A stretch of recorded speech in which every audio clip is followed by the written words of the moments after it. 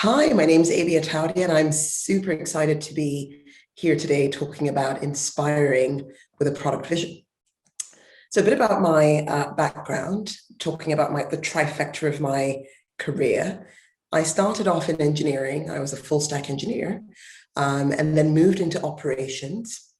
And then after that, having seen in the front line, taking tech to the customer, I wanted to get closer to that tech and that business context and bringing that product to life. And so I moved into product, which is where I've spent the last couple of years. And in the middle of my engineering and operations stints, I also published 2 photography books. I fundamentally believe in the design craft, and it's something that I'm very passionate about. And so I like to embrace that in the work that I do as well. But definitely check out those books. So what is a product vision and why do you need one? We're all product managers, so you're probably thinking about why, and we should always start with why. I find that oftentimes I see a lot of talks around MVPs and experimentation, A/B testing, understanding the technical nuances, getting close to customer empathy. And these are all the foundational elements of product management. However, one of the things that I think is often overlooked and not spoken about enough is the power of a product vision and how you can actually inspire with one. So let's get into the why. So a lot of people talk about the product manager being a CEO. I'm here to tell you, in my humble opinion, that the product manager is not the CEO. There is a CEO usually, unless of course you are the CEO who happens to be also the product manager for a startup, for example. Good luck, and it's the right thing to do for product market fit at the beginning, but you're not a CEO as a product manager. The best way I've heard this described, and someone said this to me once, is that a product manager is sort of like the captain of a pirate ship. You have extremely skilled people on this boat with you, sailing into the sunset or into the unknown.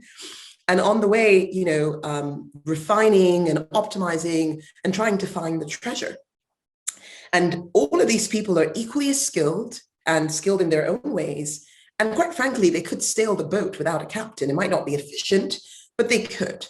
And you're not a CEO where everyone reports into you, but you actually are influencing and inspiring so that you keep going and looking for that treasure. Now imagine if you were one of the crew members of a ship, you were asked to get onto the ship, and you asked why and what the plan was, and no one explained anything to you. You didn't know where you were going, whether it's about treasure or discovering a new land. You just know that you're getting into a boat and you optimize every single turn or tack or jive, if you're a sailor, as we say, along the way. It's not the most inspiring thing. You may or may not get on the boat. You certainly will not be inspired about that journey. And so this is really the crux of why product vision is so important. It's the thing that you're able to use in a candidate interview. It is the thing that you talk to investors about. It's the thing that wakes you up every morning and you think about, this is why I'm doing what I'm doing. This is what each step is going to get me to ultimately in the long term. So that's really the crux of why a product vision is so important. There's this quote that I love. It comes out of a book called Le Petit Prince. I happen to have one of the first editions of Le Petit Prince here as well, which is The Little Prince in English. And it says, if you want to build a ship, don't drum up the people to gather wood, divide the work and give orders. Instead, teach them to yearn for the vast and endless sea. And this is really the spirit of what I'm talking about. And I hope that you will take this quote with you. It's something that you can also find at the bottom of the Netflix culture memo on the website. And it's something that speaks to me so deeply, especially now that I'm at Netflix. I love seeing that this quote is something that we proudly put on our culture memo. So let's go a little bit deeper into it. This is the double diamond. if you've not heard about the Double Diamond, you're about to learn a quick version of it today. The Double Diamond is a framework for innovation, and it essentially says you expand on multiple problems, and then you focus on a subset of problems, and then you expand on multiple solutions, and then you focus on solutions. But that's not what we're talking about here today. The spirit of the Double Diamond is to innovate and to sort of walk through that journey of innovating. But what I'm actually saying is at that beginning where you have a set of problems, the challenge is to elevate a little bit more. It's to go out of the problem space and look towards a North Star. And I happen to be into astrophotography. Interesting thing, you have a North Star, which is the star that is aligned with the North Pole. And that's essentially the axis that the Earth rotates around. So if you were to take your camera and point it at night and open up and expose that camera for some time, you would end up with a star trail. That's because everything is revolving around that North Star. And that's why people talk about this North Star. That's essentially what we're trying to do here. We're trying to go from problem to a North Star, so that whilst everything is changing and there's all this flux that's always going on as a product manager, you still have that North Star that everyone in the product team, and by that I mean the product team, including your engineering partners, your UX research, your design, your data science, your data analysts, everyone in the team remembers as this is the reason why we are doing what we're doing. These are the problems that we have, and that's where we're trying to get to over time. So let's talk a little bit about what a product vision should be made up of. There are four things. It's imaginative, lofty, it inspires, and it's long-term. And this is my perspective of a product vision. And when I say it's imaginative, what I mean is you're not trying to solve something based on the realities of today. That's not really step-changing and visionary. With imaginative, you're able to think differently about the world today. You're able to come up with creative ways to solve the problems that exist. However, it's realistic. And the goal is not for you as a product manager by yourself to just go figure out these imaginative ideas. I used to have a design partner, who said, the magic happens in the confluence of our differences. And so when you think about that, you're bringing these partners, your product team, to come up with these ideas, but they're still realistic. There's still something that will happen probably in your lifetime. And then it's lofty. You don't want it to be so grounded in today so that you're thinking about the constraints and why it's not going to work. You don't want it to be so close to reality of the today that as soon as you talk about the idea, people are coming up with 100 problems. So it's lofty and it's removed from the constraints of today, because we don't know over time and the timeline of that vision whether those constraints will actually continue to exist. And then it inspires, it gets people excited. You want to work on this vision. You want to wake up every morning and get closer to that vision. And then finally, it's long-term, right? We're talking a couple of years out. Now, depending on your level in the organization, whether you're a junior product manager or very senior, it could be as long. And we'll talk a little bit later about the different kinds of product vision that you could develop. So I've talked about these four things that make up the product vision.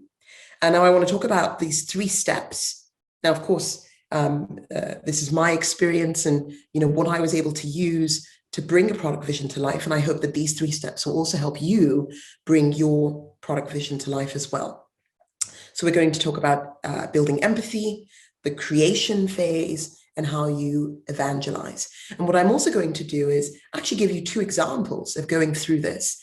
Once when I was head of product at Uber and coming up with a product vision within the construct of a company vision, but also working as a product advisor for a startup called Origin with, at the time, less than 5 people, and coming up with a product vision that actually was for the entire company.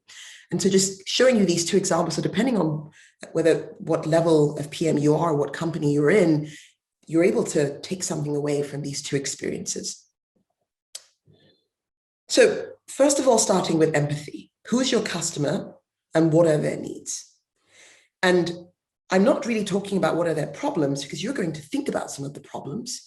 Customers sometimes don't even know what the problems are, but you have this visceral understanding of the needs. And I generally, when I ask a product manager, tell me about your product, I look for this ability to show that empathy and this deep, deep understanding of the customer's needs and the customer's mindset. So let's go into Uber. Uber's vision was push a button, get a ride.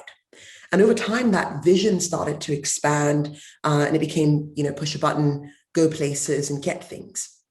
When I, was at Uber, I spoke to tens of thousands of customers, from support tickets that I was answering, phone calls, going on research trips with my UX research partners, going into countries and doing deep dives, shadowing call center representatives and our community operations team, and really spending a lot of time, always getting close to the customers and understanding what their needs were across the globe, right?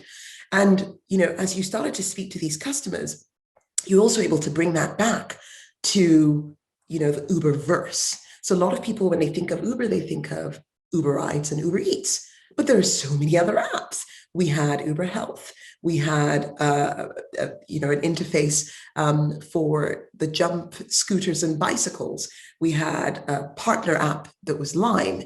And we had all these different platforms, but we also had, even within Uber Eats and Rides, we had multiple apps for the rider and the driver, or for the eater and the restaurant and the courier. And as a payments team, ultimately what we wanted to do was make payments seamless. We wanted to make it easy for customers to pay and get paid. But we also wanted to elevate the payments experience. So as we looked at the vision of Uber, this company vision of push a button, get a ride, or push a button, go places and get things, we also thought about, how do we elevate that across all of these apps? And do we go and build an experience across all of them? Do we go deep into each of these unique needs and different customers? Or is there a way to sort of simplify that? And so we came up with two archetypes of customers, spender and earner. And this is all of us in a room, all the different product team members jamming on what it meant to be an Uber customer. And really it came down to these two things. A spender primarily wants to pay for services on the platform, and an earner primarily wants to earn for providing services on the platform. And a spender is thinking about, I want to make it as simple as possible for this customer to pay. I want it to be a simple process for this customer. And from an earner perspective, we're thinking about, how do we make it as simple for this customer to get paid? And so we have these two archetypes. And that's how we started to think about, how might we imagine a world in the future where there are other problems that these spenders and earners have based on the needs that we understood. So we had lots of data points that sort of brought these needs viscerally. Here's three that I'm calling out here. And something that was a best practice that we used as well was, I had my team have a doc, which we called Money Problems. We were the money team. And the Money Problems doc was this living doc of the key needs and data points that we were looking at, so that anyone, whether you're an engineer or a designer, could look at this document to understand what the priorities were, what we were thinking about. So here are three examples. And this just helps to sort of put some color around the needs of the customer. Pivoting from Uber to Origin, a startup, like I said, less than 5 people at the time. And the vision of Origin was really, how do you get people to be a better version of themselves through travel? And how can you make it so that that travel is a net benefit to the world? So with Origin, we spend time talking to lots of customers as well. We're all travelers at the startup, so we're speaking to our friends and family, but also interviewing potential customers. And we distilled what we were hearing into these 3 pillars: the adventure seeking.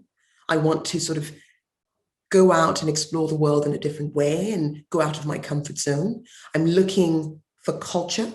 I want to connect with a different culture so that it expands my horizons. And I want this experience to be as seamless as possible. When we looked at the data as well, and we have a document where we also track these key data points. Just one example, there's people spend 6.5% of their time thinking about travel. But there are other examples, and these are the three big ones. And as a product manager, I encourage you for your problem areas to always have these 1, 2, 3, maximum 5 data points that everyone in the product team is hyper aware of. It's the thing that if you asked anyone, you went to their desk, they remember these numbers, you put them in a living Google Doc, you kick off your jam session, sharing those data points.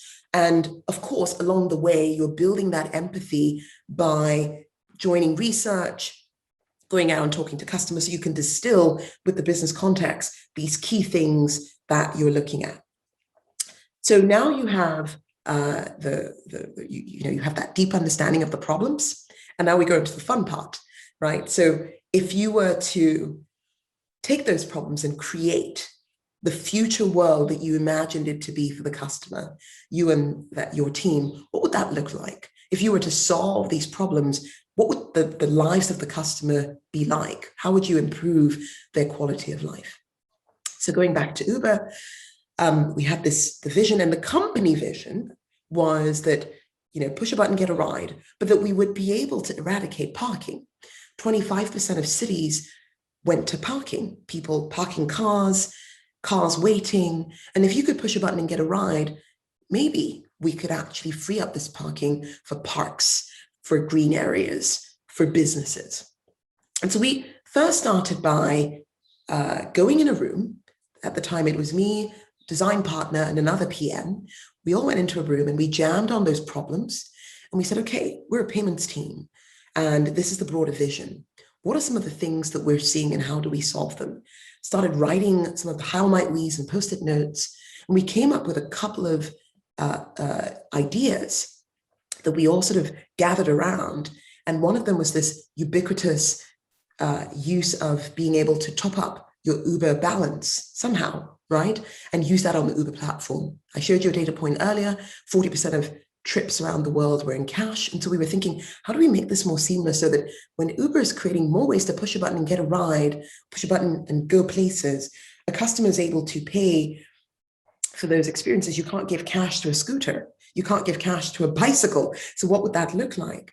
And so we came up with this, and we actually then went away and did some, stickman sketches, and then took those sketches and actually brought them to a slightly better fidelity, just drawing them and putting them into a slide deck. So this was one example.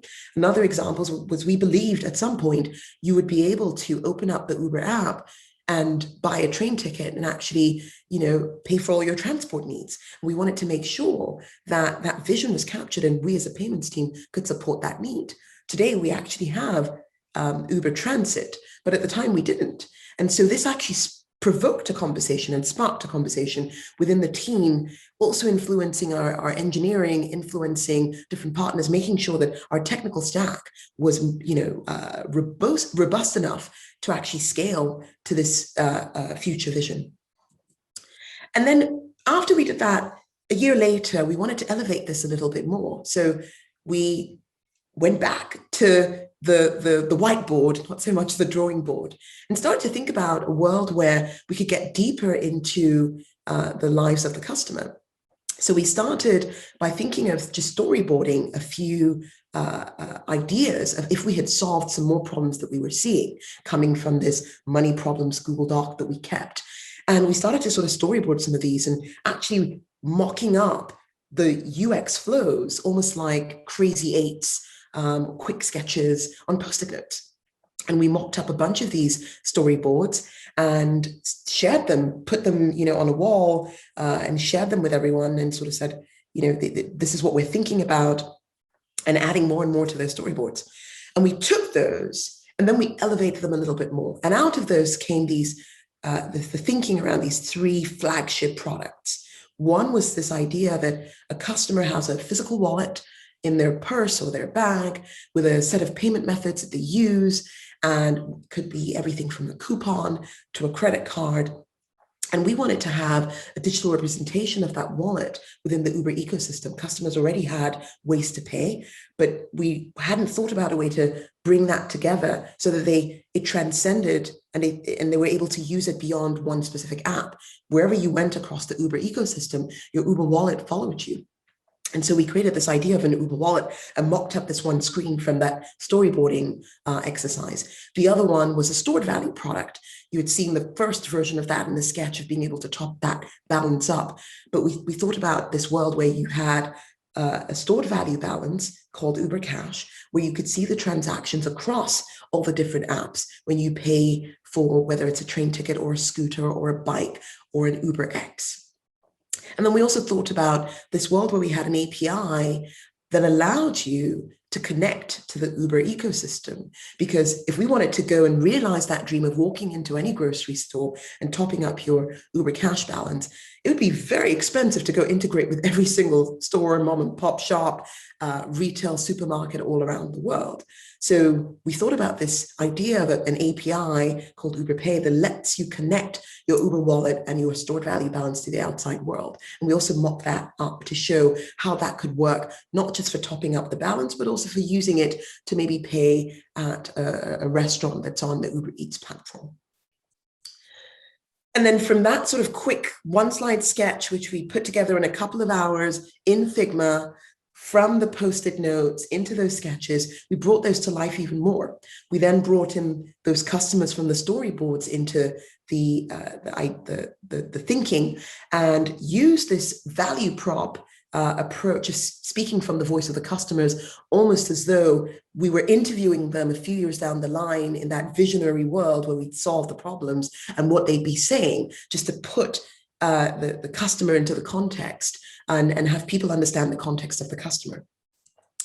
And then we also showed those mocks, brought more of those storyboarded mocks to life. I love this billboard approach of showing a mock and also showing the value proposition as though it was a sort of headline on a billboard with a byline, and really sort of celebrating this product that doesn't really exist, but in the context of how it would work and what the value proposition would be.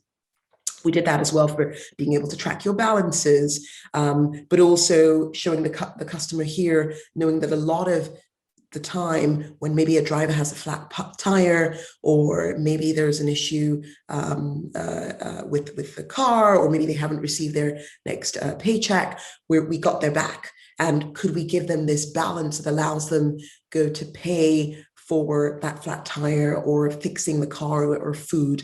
And this was this idea of being able to unlock a quick $100 and what that would look like. Suspending again from reality, this is not the real product, this is not how we shipped it in the end, but it was the vision that we had for the product. So these are just some billboard ideas that we put together, going from that evolution of Post-it notes to this stage. And then all of this culminated into a sizzle reel, which I'd love to share with you.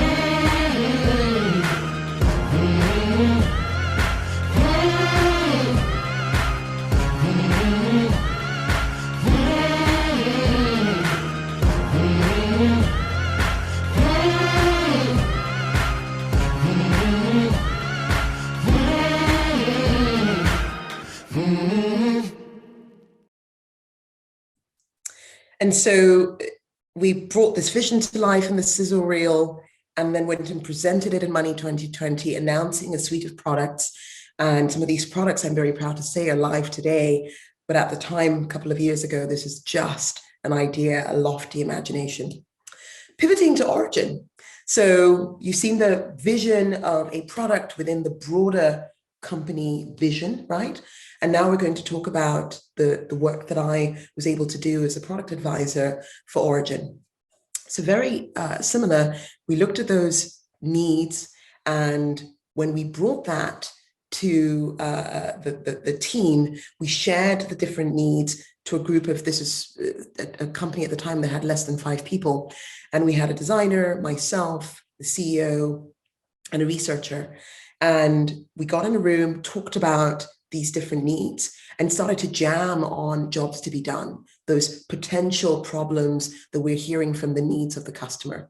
And as the product advisor and the sort of product hat in the room, we then distilled those problems into some core jobs to be done that we believed would be a good indication of the problems we'd want to solve, those lofty, imaginative things that we wanted to solve for in the long term.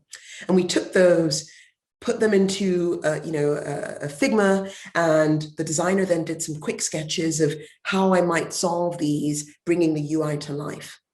And these were lots and lots of sketches. There were probably about 50 of them, each of them taking no more than 10 minutes just to get the creative juices flowing and really speaking to this, just the 3 examples.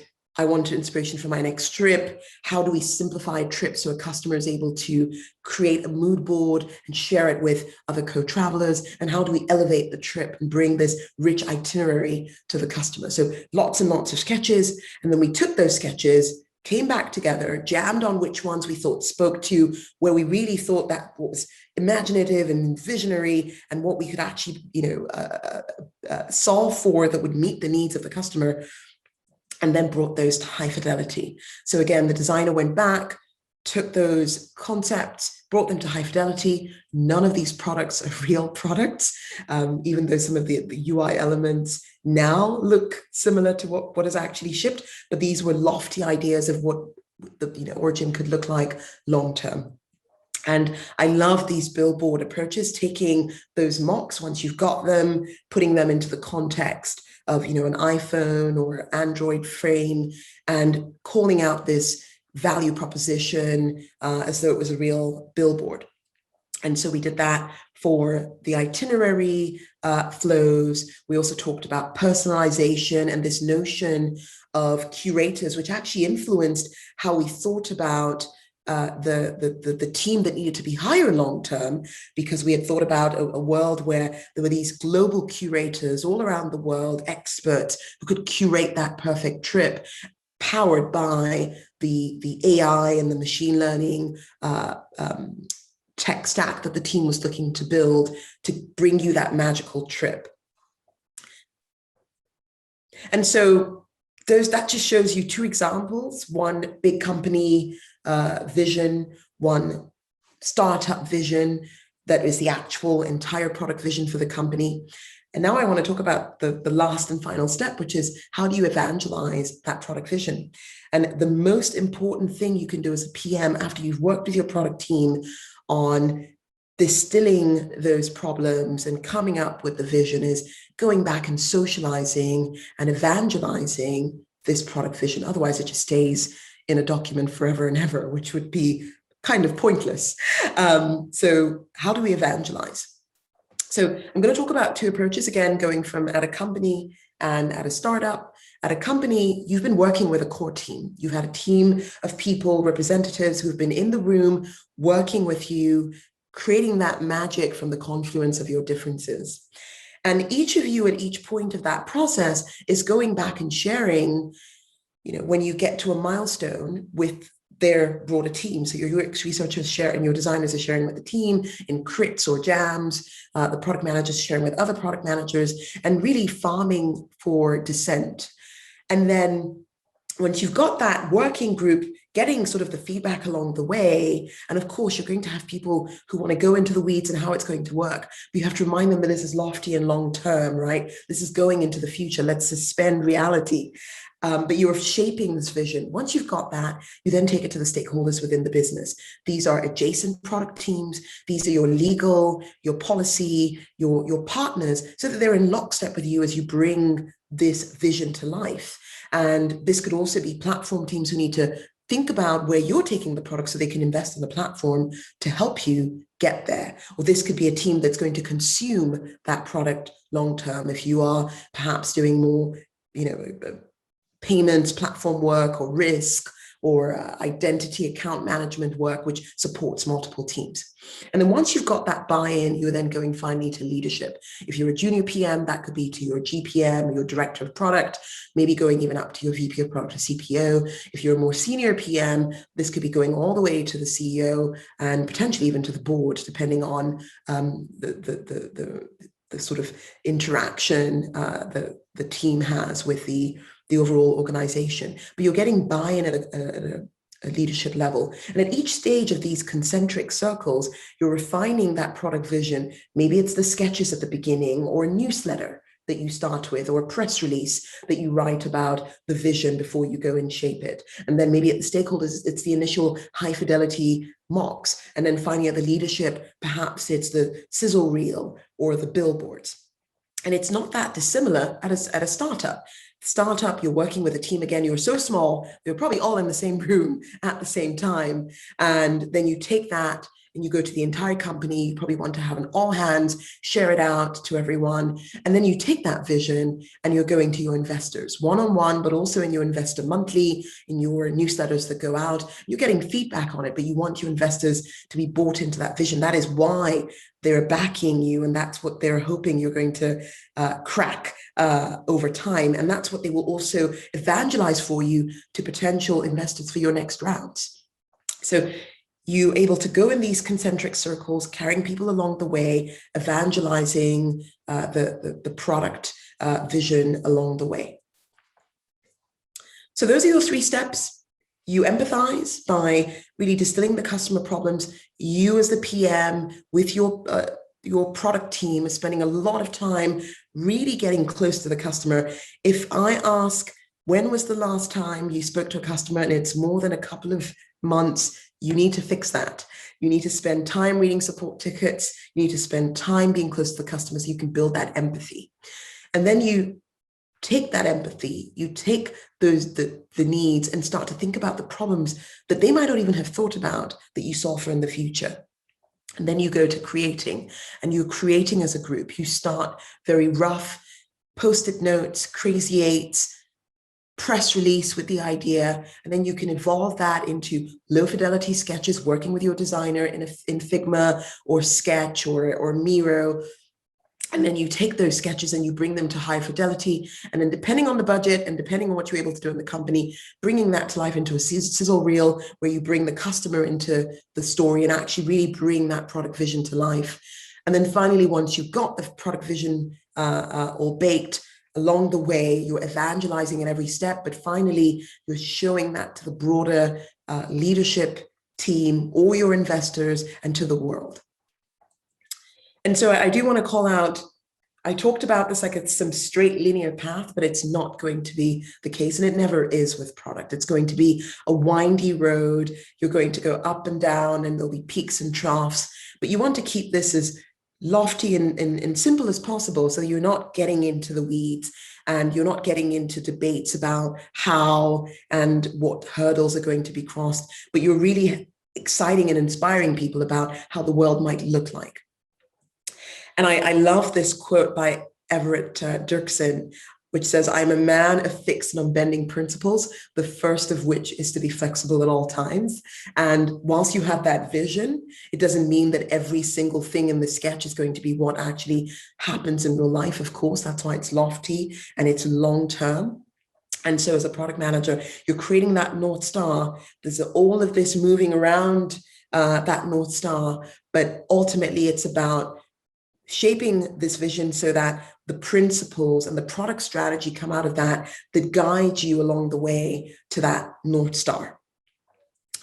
And there's no talk about vision that doesn't have some version of Steve Jobs coming into it. Probably one of the luminaries and greatest visionaries of all time. And here's the interesting thing, the iPhone, which again is one of probably the greatest inventions in the last couple of decades, if not the entire century, wasn't something that Steve Jobs supported. He was actually vehemently against the notion of a smartphone by Apple. His team pushed on this vision for a smartphone. They persisted. They kept imagining this world where they would overcome the hurdles and the technical limitations and the concerns with working with networks dictating how these phones should work. And they imagined this world where a smartphone would exist. And they kept experimenting in a closed space and working on prototypes and mock-ups to finally get Steve Jobs to buy in. He was quoted as saying that, you know, the problem with smartphones was that they had to go through these orifices that, you know, Apple didn't have control over. And over time, that constraint went away by Apple defining what the plan should be with the networks. And this is what I mean by going lofty and persisting. And so who knows, maybe the next greatest invention of all time will come from one of you, that will be presented by one of the greatest inventors of all time, right? And that might not even come from that inventor. It might come from one of the people in this room today, who listened to this talk on ProductCon and shape that next product vision. Thank you, as we say in the Netherlands, dankjewel. And that was my talk on how to inspire with a product vision.